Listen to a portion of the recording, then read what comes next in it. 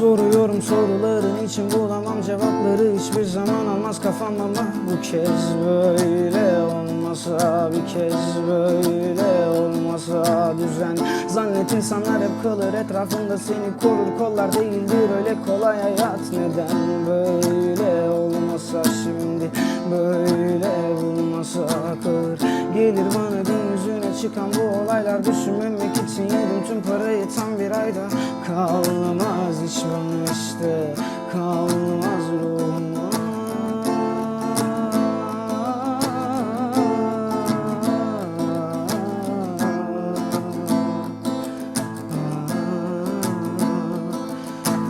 Sanardım 50 dolar kazanınca yeter bana, fıtratımız kirli, durmadan hep fazlasını aradım. Yok vicdanı damlarım, sakın sanma hicranı gamlanır.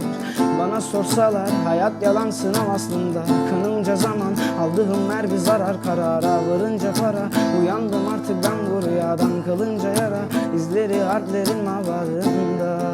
Dediler bana artık düşün, ulaşamadıkça kaçıyor düşün. Duvarların içinden çıkıp kendine bir bakman gerek, kendine bir bakman gerek, kendine bir bakman gerek.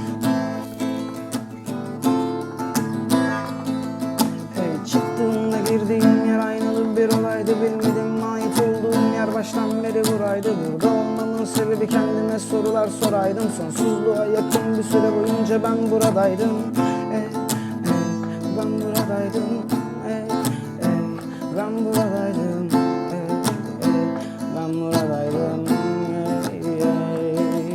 Ve bir keresinde düşünmüştüm baktığımda aynaya, ben mi yoksa belki düştü karşımdaki yansıma. Su testisini düşürmüştüm mutlu attı kavrayan, gözlerle gerçekler görülmesen devam et bakmaya.